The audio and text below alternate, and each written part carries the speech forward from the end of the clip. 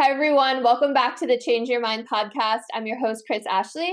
I explore the intersection between personal development, spirituality, and science. I'm really excited for my guest today. We have a dream interpreter with us. I have so many questions myself, so it's going to be a really fun episode.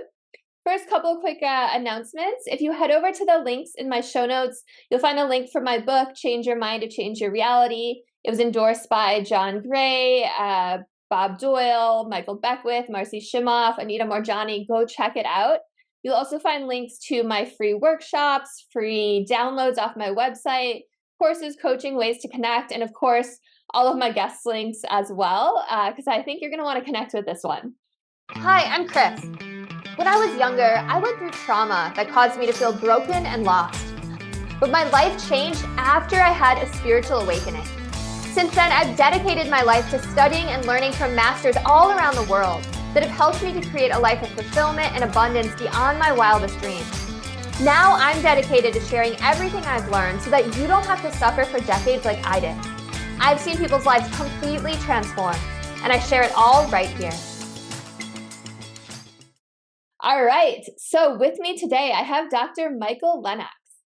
So Dr. Michael Lennox is a psychologist, astrologer, and expert in dreams and dream interpretation. He teaches classes in self-investigation to a worldwide audience and is the host of the weekly podcast, Conscious Embodiment, Astrology and Dreams. He is also the author of Llewellyn's complete Dictionary of Dreams, Llewellyn's Little Book of Dreams, Dream Sight, and Psychic Dreamer. So welcome, Dr. Michael. I'm so happy you're here. It's so great to be here. Thank you, Kris. Yeah. Like I said, I'm really excited for this episode, but I always start my episodes the same way. And that is by asking my guest what their origin story is. So what led you on this path? Yeah, I know. I think we're going to go way back with this one. We are, what made actually. you able to interpret dreams? Yeah. Well, it really does start in childhood. And funnily enough, I'm going to tell the whole story because it starts with the show album of the Broadway show Fiddler on the Roof.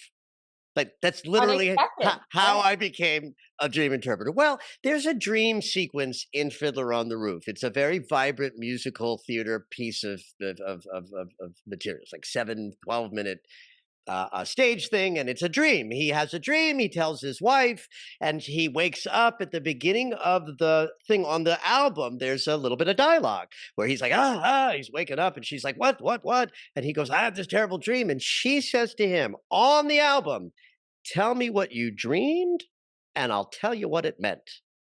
So I heard that 1,000 times as a kid because it was one of the 2 Broadway shows that my mother had the album of in her collection.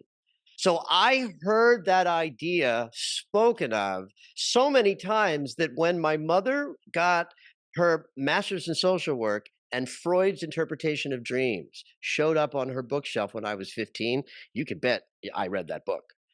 Now, I don't know what I got out of Freud at 15, but I certainly understood that dreams could be looked at. He used the word analysis. They could be analyzed for meaning, and that meaning would lead you to unconscious material that would be exposed by looking at the dreams. And so I took these 2 sort of ideas into high school. And you're standing around in the hallway, and someone says, oh my God, I had the craziest dream last night. And I remembered Golda, and I remembered Freud, and I would say, tell me what you dreamed, and I'll tell you what it meant. Now, I'm not sure what came out of my mouth at 16, 17, and 18 years old, but I know now that I have a gift. I have a gift for hearing a story that a dream is told in the language of symbols.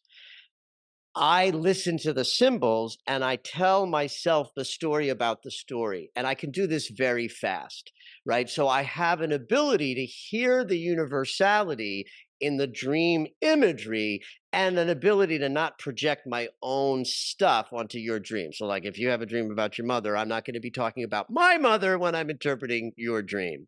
And this has just happened such that as a teenager, kids responded. They got excited by the intuitive information that came out of my mouth. So I simply followed that breadcrumb all the way into my life, and that led me here. But it started as a teenager.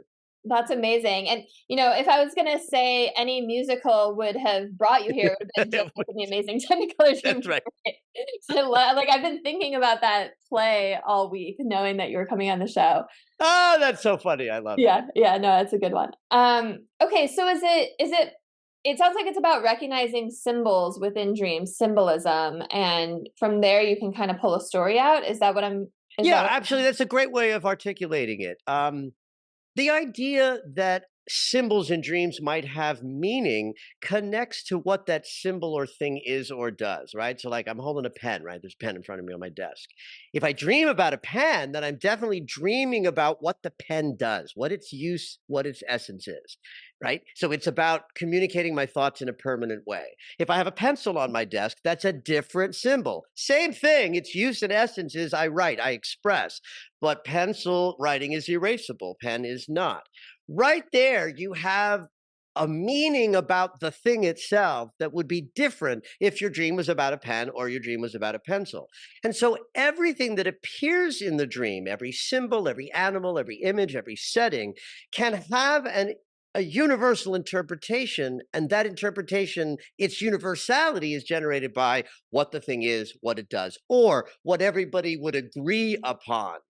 If millions and millions of people all think that Scarlett Johansson is a beautiful woman and a fabulous movie star, she's going to show up in people's dreams as a kind of Aphrodite image because we all agree about her sort of, holding that energy. So that's what's happening in dreams. The stories are just symbols that have meaning. So how did you learn all of these symbols, or did you kind of come up with some of them on your own? Like if someone dreams of a certain type of animal, for instance, where did that come from? Did you just kind of yeah, go on.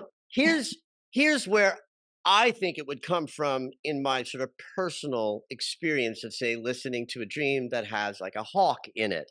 I know that hawks fly high, that they hover, that they have this great vantage point by being able to glide above, hot cliffs and ride banks of air, and they have this great vantage point. So I know that about hawks because I've watched a hawk or two, right? So then if you look up like animal totem meanings, Mhm. those meanings are going to be based on the quality, the behavior, the style, the timbre of that animal.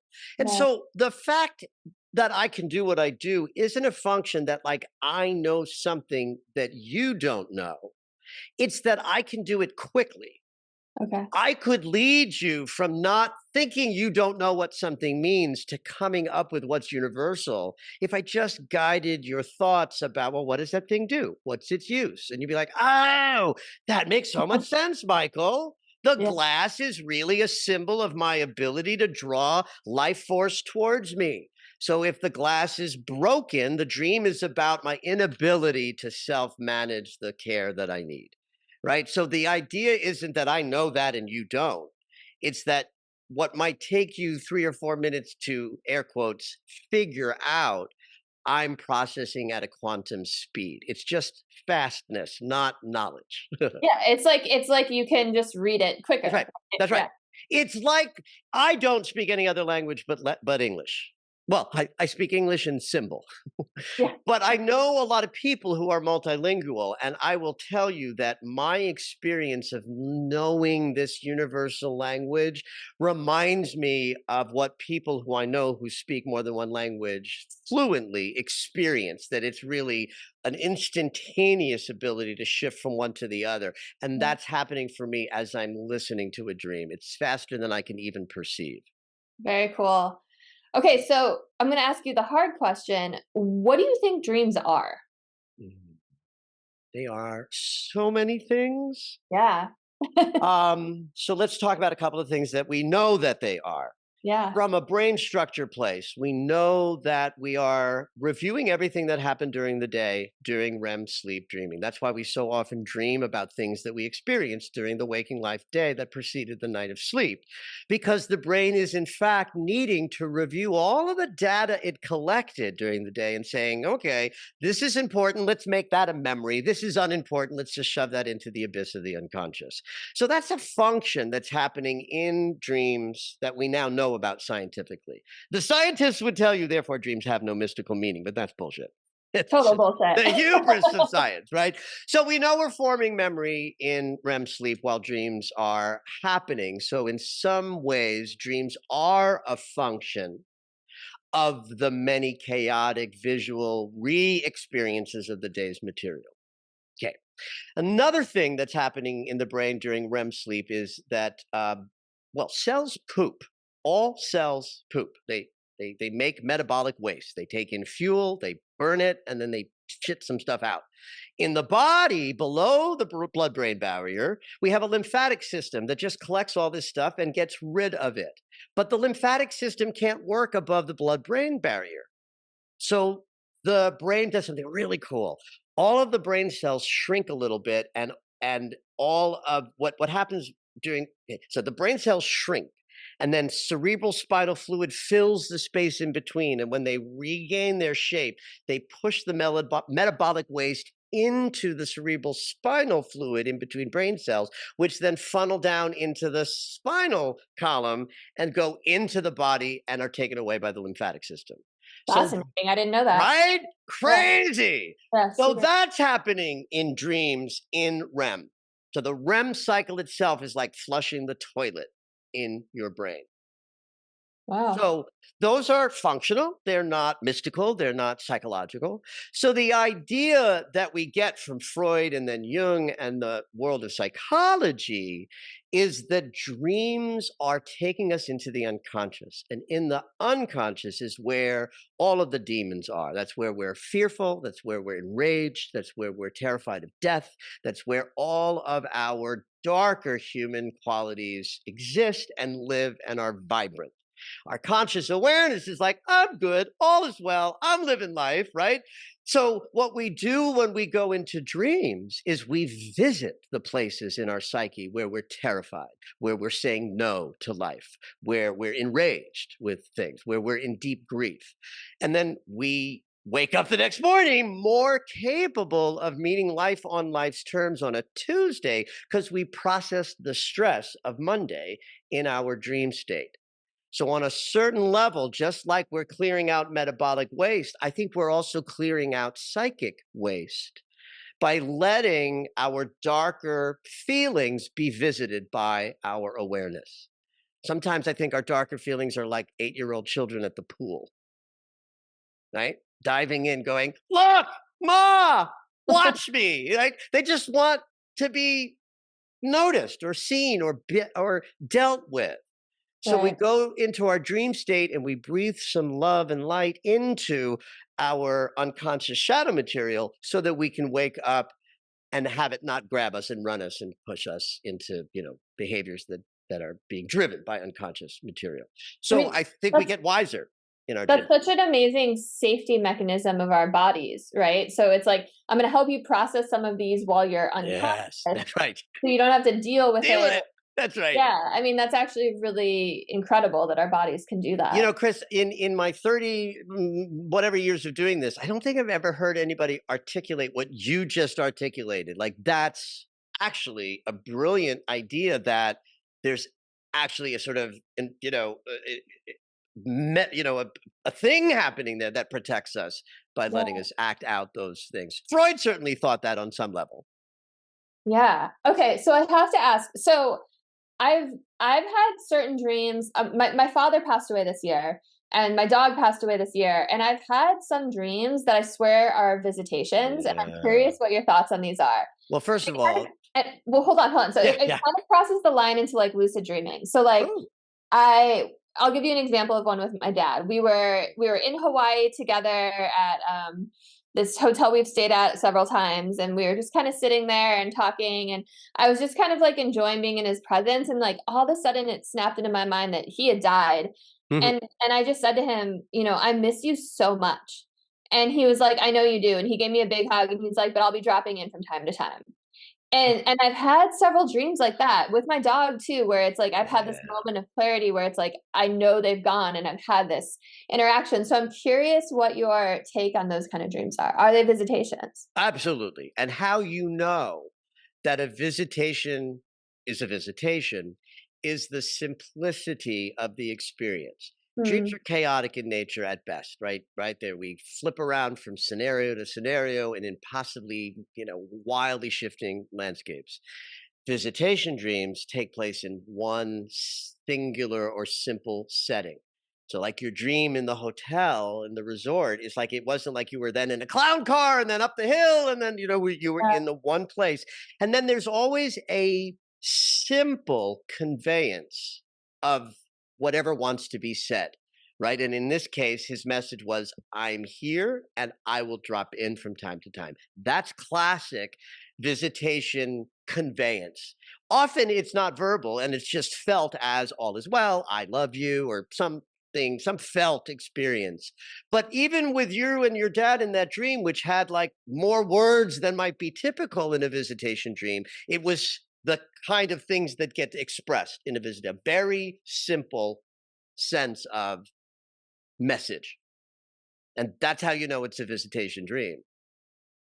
And they Yeah. feel different. Didn't that feel different than other Oh, dream yeah. I was experiences? like, no, that was my dad visiting me.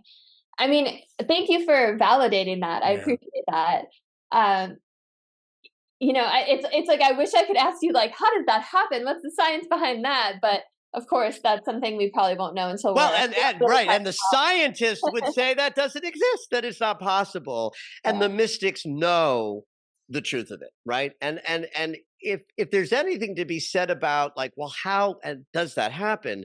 The simplest thing that we know in the mystical realm, forget about the scientific realm, the part of our perception that gets us through the world is our thinking mind. It's like the narrator. In astrology, it's Mercury, which is not the sun, which is the center of our awareness, right? So our thinking and our perception is not our centered awareness, right? Our centered awareness knows who we are, and our thinking is just commenting on that all of the time. But that thinking mind interferes with subtle perceptions. This is Mm. why we call it the still small voice of intuition, because it's not loud. What's loud? The narrating mind that's talking to us always about who and what and when we are. That mind goes to sleep when we go to sleep. That mind is the limiting perceiver in us. It's necessary to have that mind. We can't navigate this realm without it. And it limits us. It tells us we're solid when we're not. It tells us we're separate when we're not. But it also gets us across the street looking both ways so we don't get hit by a car. Yeah, it's the ego, right? The earth. Yes. And you Yeah. can't function without it. Yeah. But it isn't allowing perceptions that are multidimensional. But the minute we go to sleep, so does that limiting rational mind. Mm. And then we're available for perceiving things. The idea that sleep is like some deep unconscious state, like propofol, like we would just be out, that's a myth. We're not out. We're just asleep, but we're fully present and available, just in a different state. So we are more conscious than we know that we are because we feel unconscious because we're asleep. But we're there, we're present, we're vibrant, we're in aliveness, and the rational mind isn't there keeping us separate and limited. Isn't it crazy that for what is it, like a third of our lives, Yeah. we just go off into these astral realms or whatever we do and reboot and recharge, and Yeah. all animals do it. It's just crazy when you It's think about crazy. sleep, right? Well, and I get that you are somebody like me who wants to appreciate both sides of things, the mystical and Oh, the yeah. scientific. Science just, is way behind the mysticism. Yeah, totally, but it's also a really cool time to be alive when there's things like Yes. quantum physics and, That's right. neuroscience and epigenetics that are starting to validate things that these mystics have been saying for That's right. eons, right? It's really cool. Okay, so here's another one for you. I have heard that some dreams are you looking into an alternative timeline that another version of you is living. So what are your thoughts on that? You know, I'll say yes, absolutely, on the one hand. And on the other hand, I just want to say this idea of timelines is very popular these days. This Yeah. idea that we are switching timelines. And I'm not, maybe it's that I'm old.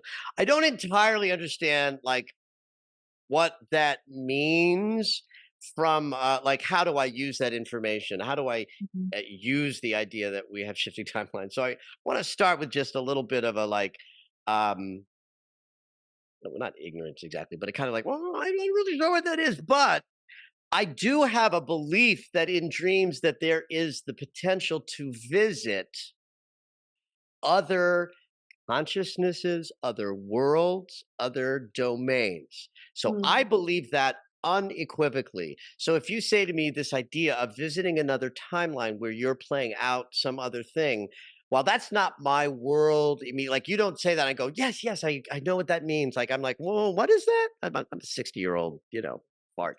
Um, but I do believe in the idea that we drop into other, you fill in the blank. So that whatever that means for you, that if I have a dream in a world where I am and I'm in a group setting and it seems like a world that seems to work and have agency in and of itself, even though it's not my life. I actually dream about this a lot. Like I dream that I'm in community a lot that aren't my communities. Yeah. Why not have the notion be that those places that I visit exist? I have often believed that we go to crazy places in dreams that I think might exist on other planets and other places in the universe. Um, that like I've had this mystical thought, like, what if every dream is taking us to some place that has some agency and existence somewhere? I believe that's possible. Yeah. And it's so I do too. Thank you for your response. And I think it's so fascinating because I think dreams do all of these things that we've talked about, right? They help you like there's definitely those dreams where you're like, okay, I was just reliving and Yes. processing the day. Or like, oh, that was definitely my father visiting me. Or Yes. wow, that was like you said, like I was with people doing things that felt very realistic and it was not on Earth. It was not Right. in this lifetime. Right. So it's so interesting that they can have all of these different functions. The idea that our brains, while we are awake, are processing data and filling in a lot of blank space. We know from a scientific perspective that what we are perceiving is one tiny sliver of what we're actually in energetically, in terms of light Yeah. and frequency and vibration. And I'm talking physics here. I'm not talking to woo woo, Yeah. right? That we can't perceive it all. And so there's got to be something about that quietude of the perceiving mind being asleep that in fact does open us up multidimensionally. That like, I'd sign up for that as true. Totally. Yeah, I think what's the number? It's like you can only see 0.0035% of the visible light That's spectrum. right. So But literally it 99% of your world That's is right. So wild. think of it in the same way. This is another way that astrology helps me contextualize something like this, where the sun is burning brightly, saying, I'm all that in a bag of chips. Meanwhile, the moon, who represents the unconscious, is saying, my domain is as big as all of outer space, dude. Like Yeah. I'm tapping into places where your light becomes a dot. Yeah. That's us. Our conscious awareness feels like everything, but the much vaster part of our existence is unknowable and unconscious. And the dream state is where we are more connected to all that unknowableness than certainly than the waking state. Yeah. Yeah. I feel like I've heard it said that when you're dreaming is when you're actually awake, and then this life is Yeah. the dream, Yeah. right? Yeah. It's I love that. It's a beautiful idea yeah, that I yeah, think fits something that I have often felt in my own mystical pursuits, where I do feel more alive and whole and embodied when I'm in a pursuit in that direction than I ever do elsewhere. Unfortunately, my work, I get to do that. Like in my work, as I'm like holding space, I'm channeling wisdom. It becomes an experience where, I get to be more in my divine nature than my human nature.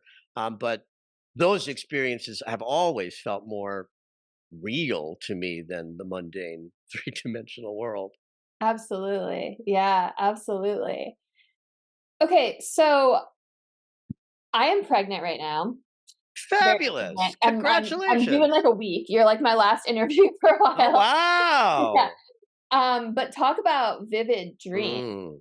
Like what is that about? Because Chemicals. my dreams are like movies. They Yeah. have like a beginning, a middle, an Yeah. end, a whole plot. Like Yep. it's yeah, It's chemicals. You are you are filled with enormous amounts of hormone and neurotransmitter and all kinds of chemicals that enrich every experience that you have.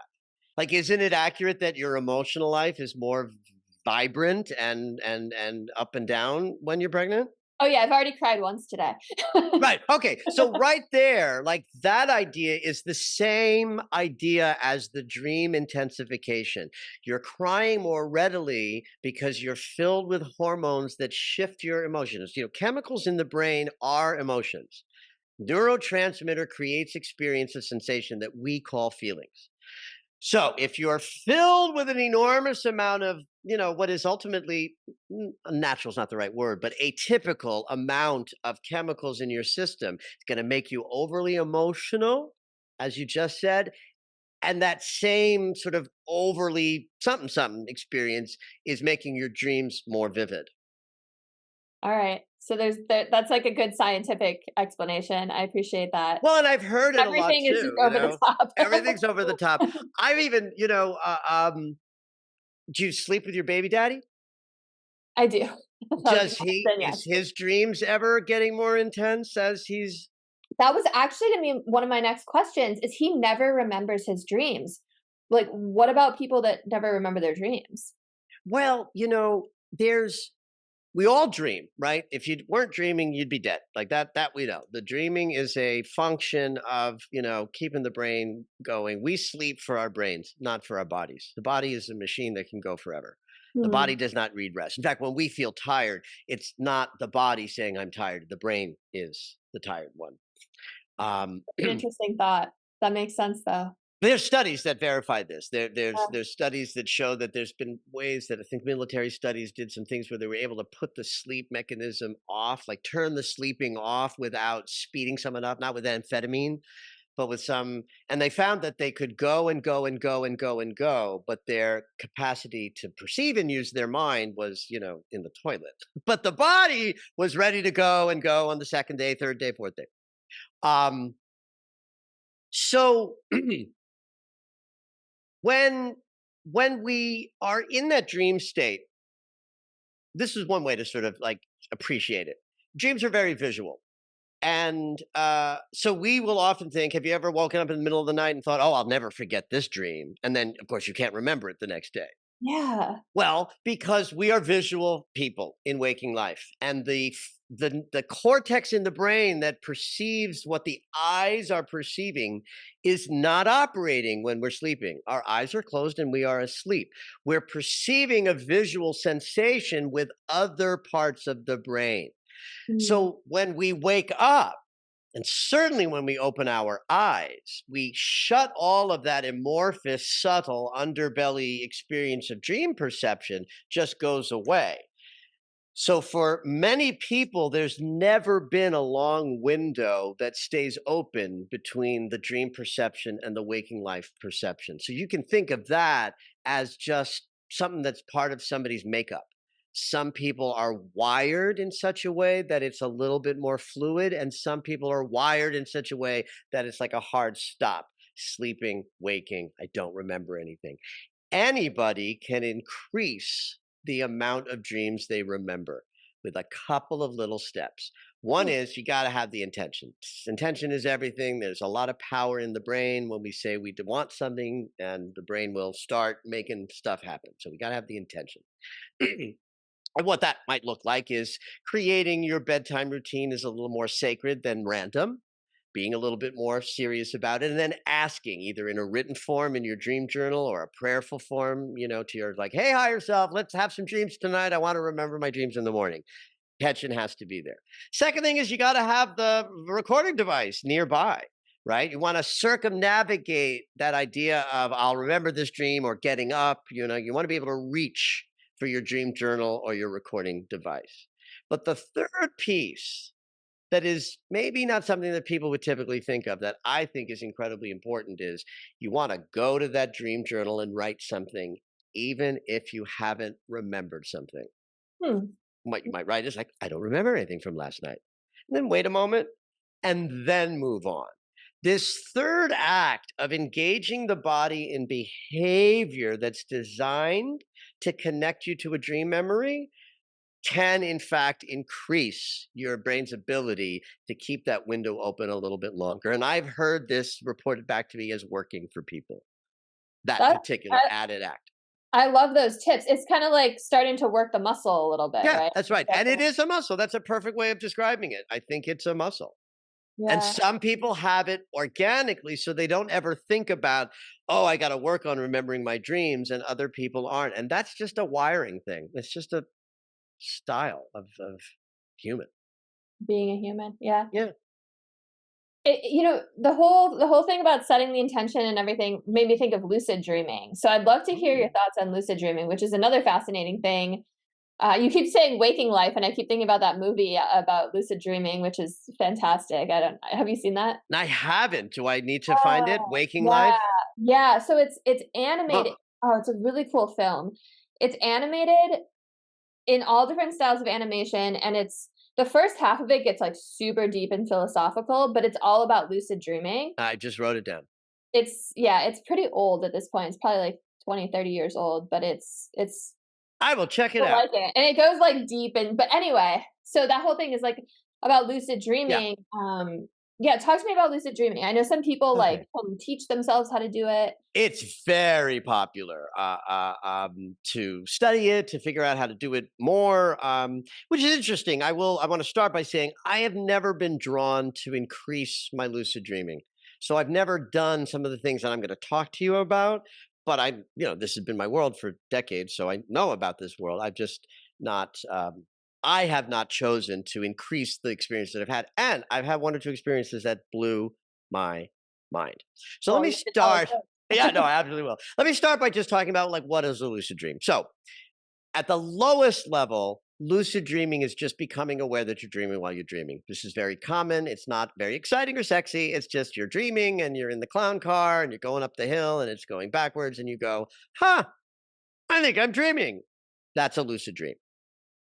No more than that. Simple, simple. That's a lucid dream. So, there are layers or levels of deeper waves of lucid dreaming. I've had this dream and I've heard people talk about a kind of lucid dream where you're fully aware that you're dreaming. Now it's not like an idea that slips in, but that a person can be like, oh, I'm in a dream landscape and there's movement happening, and a person might be able to guide the movement, like, oh, turn right, turn left. I've had this experience a couple of times and I've heard it reported that it's a different kind of dream experience. It isn't always a storyline that's being told. It's about the movement or the sensation of movement and the idea that I'm dreaming. I'm not sure where I am, but I can move and I can like guide myself to move right. I can guide myself to move left. And I've heard that as a kind of lucid dreaming. I'm going to jump up to the high level of lucid dreaming now because I want to talk about an experience that I've had twice. I once had a dream where I was sitting on my couch and I was as awake as I am right now. I mean, I have to say, I have to repeat myself just so that I can. I was awake as I am right now, and I'm sitting in my living room in my little apartment. I lived in Silver Lake, California at the time, in Los Angeles, and I'm like, "Holy Mother of God, I'm dreaming. I'm asleep. I'm asleep right in that room." I pointed to the bedroom. I am. I am having a lucid dream. It was extraordinary. Um, and then I woke up or at some point I woke up, right? But I can't even convey to you the power of that feeling of being wide awake, knowing that I was asleep and dreaming. Right there alone was a mystical moment of, wow, we're kind of like God. Like this is like, we're so powerfully creative. Like, that experience was as powerful as a, plant medicine dive that I've done. So now I know why people chase it. It's like, "Oh my god, that's an experience worth chasing." I had a second dream that was similar, not quite as sharp and vivid. Everything had a sepia tone, like everything looked a little brownish, but I Mhm. was still alert, awake in my embodiment. I was at a park and I was walking up to a picnic table where there were like 5 guys sitting around a picnic table. Again, as awake as I am now, but in a kind of like a filter on the light. And I walked up to the guys at the table and I just said, "You guys know that we're all like dreaming, right?" And they were like, "Yep, come on in, sit down." Like they were aware of it too. That's really cool. They were aware of it. I'm telling you, there ain't nothing. If this were the Inquisition, I'd be like, set me on fire, because I'm telling you, I believe that I was in a space in multidimensional territory where 5 other men were also having an experience of lucid dreaming, and they existed somewhere on planet Earth in bodies, and there they were Like in the dream. gives Believe me that so many 100%. goosebumps. So those experiences were outrageous to me. So I can understand why people might chase the idea of a lucid dream. So how this works, if you were like go buy a book or take a class or a workshop on this, the technique that I've heard used the most taps directly into something I've already talked to you about, which is the processing of daily material to turn some of it into memory and get rid of the rest of it, where we review everything that's happened during the day every time we go to sleep. Right? So that's a happening thing. The lucid dream aficionado is being told, look at your hands during the day. Just hold your hands up in front of your face and look at them. Just take them in and then, move on. Do that all day long. And eventually, you're going to see your hands in your dream and you're Mhm. going to know that you're lucid dreaming.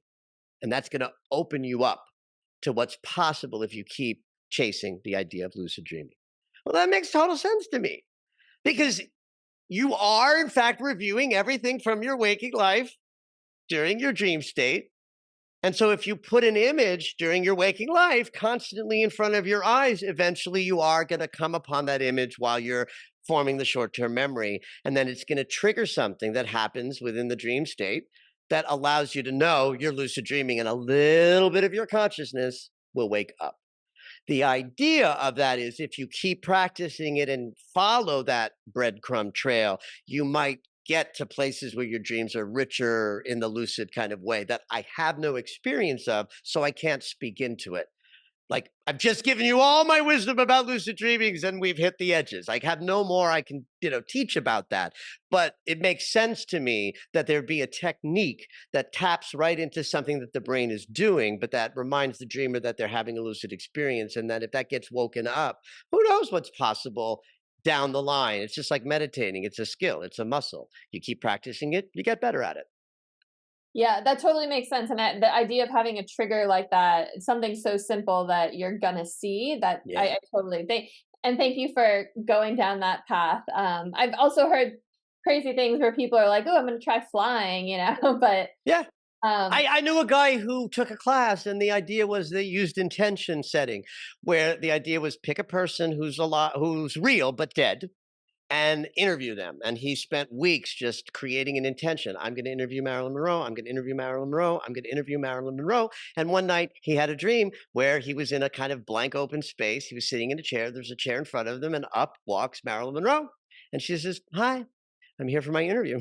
I'm here for my interview that you've been asking for. That's right. So That's now, awesome. was that the spirit of Marilyn Monroe? I don't know, and it doesn't matter. What matters to me is that somebody took a desire and an intention, put energy into it, and had a mystical experience. That's a muscle worth building. Yeah.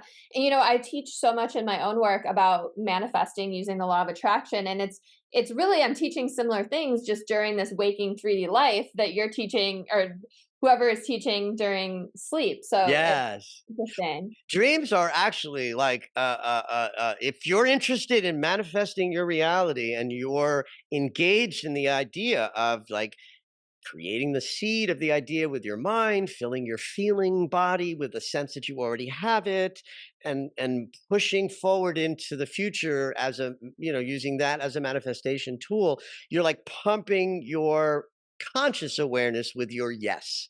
Yes, I want this. Yes, I'm getting this. Yes, I'm working for this. Yes, yes, yes, yes, yes. Well, guess where the no's are? They're in your unconscious. Yeah. And where do we go with our dreams? Into the unconscious.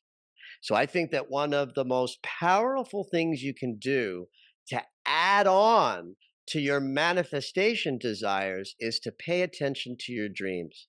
And if there's something specific you're working on to manifest a project, an idea, a soulmate, whatever, I would take this on like a like my life depended on it, where you just ask your dreams to show you the resistance, the fear, the squeeze where under the surface of your unconscious you might be saying no, because all of us are saying yes and no. And if we don't appreciate the no's, the yeses won't matter much.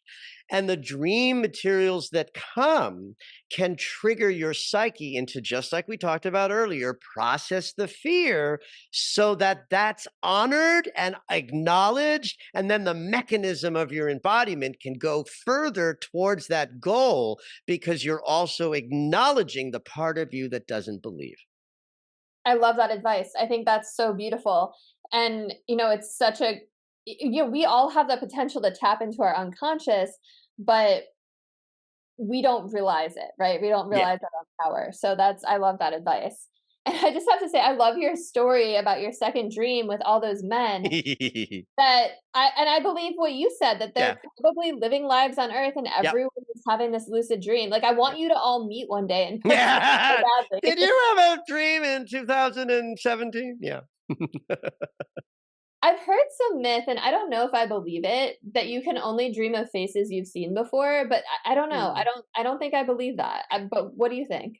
That's interesting. I have heard that before too. Not in any way that it like. Look, if you hadn't said that, I'd probably forget that they say that. But I have heard that before. All I can say in response to that is that we know that we are wired to see faces everywhere. Like Hmm. we must. Our survival depends on that we recognize friend or foe through face. Yeah. So, and in fact, we're very wired to other people, which is partly why the world is falling apart, because that the need to other is like built into us. So, because we have this orientation towards faces, like we will see faces in rocks and napkins and stains and right. It's like you could think that's maybe the Shroud of Turin, but it might also just be that your brain will form a face in its way that it fills in spots, like the brain will fill in spaces that aren't there in that tiny band of perception thing. So, I mean, I don't know if this is going anywhere in the direction of answering your question, but I have to believe that our relationship to faces is deep and universal and not like that just seems like a limit that I can't dream of a face unless I've seen it. But Uh, then again, I've seen a million faces, so who knows? You know, Even then saying that, it's like, is it true? Is it not true? The third question I would ask is, knowing this, would this be valuable? Like, would there be value in knowing if this is true or not? I'd be like, yeah, not really. So maybe I don't care. that's fair. Yeah. I'm gonna choose that it's not true because I like the idea that we can tap into other timelines or dimensions or worlds Yeah, or I am certainly way more on your side of that equation of if I'm gonna if I'm gonna decide, it's gonna be in that direction. Okay, so you work with a lot of people. They come tell you their dreams. Have you ever had someone whose dreams came true? Like they had Oh, a premonition dream. yeah, yeah, absolutely. Although it's funny. The only story I have to tell about that in terms of like actually working with somebody was there was a woman that I worked with this about 20 years ago, and she did have regular precognitive dreams. And so she called me one day, very upset because she had a very vivid precognitive dream of driving over the Sepulveda Pass in the rain and had a very bad car accident. Sepulveda Pass is a street in Los Angeles.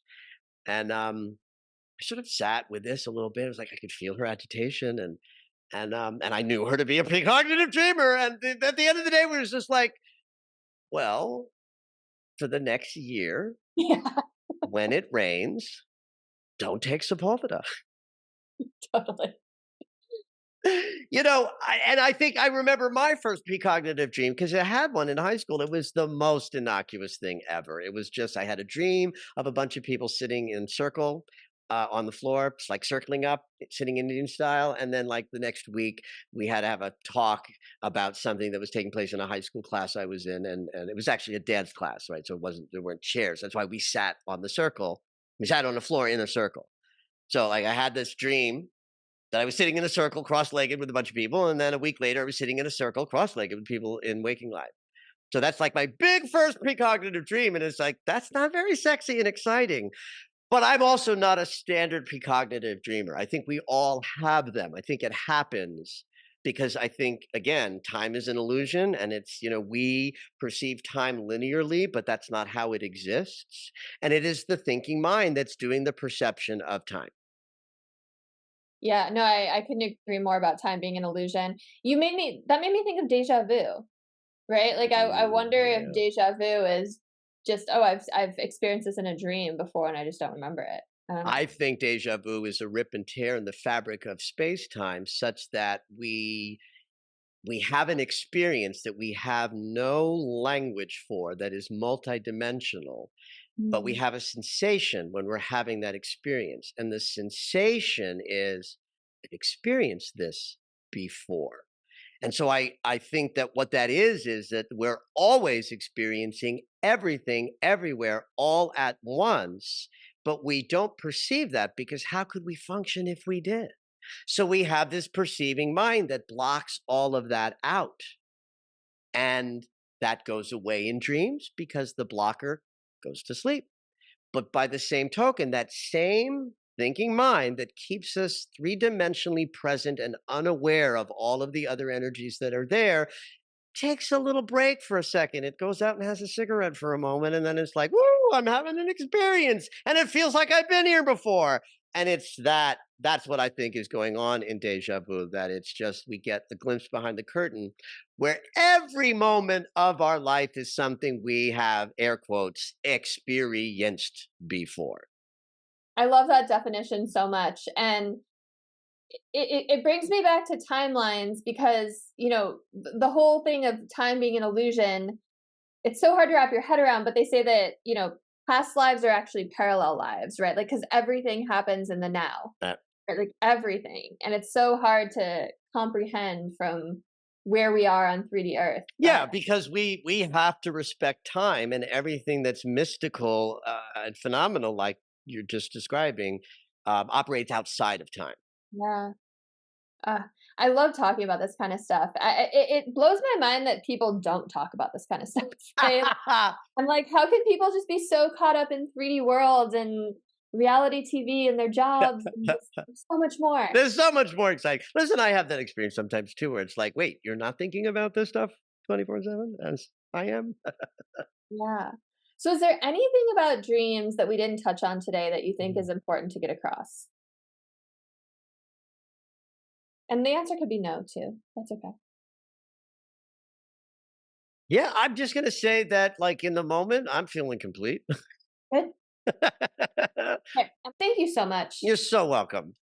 for all the things, for a great conversation, for this advice, for coming on the show, taking the time. Please let listeners know how they can work with you, where they can find you, if you have offers, your book, all the things. Absolutely. MichaelLennox.com is really just that's where to go. Like I have a large social media presence on Instagram and TikTok. I do daily astrology videos. So there's a lot I offer for free. But MichaelLennox.com is really where to find it. And so all of these podcasts and guest things that I've been doing these few months is in service of Psychic Dreamer, which came out on January 8th. So that's at the website too. So you certainly, if you're interested in mystical dream topics, your audience can sort of get that book. And you can find out all about all the classes that I teach there and all the ways to tap into my podcast and other things. MichaelLennox.com.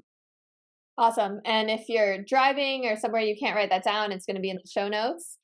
And listeners, thank you so much for tuning in. If this resonated with you, please like, comment, share, subscribe, send it to someone you think would think it's fascinating. I don't know anyone who wouldn't find this conversation fascinating. So let's help spread the good word. Thank you all so much. Thank you, Dr. Michael, and have a beautiful rest of your day, everyone.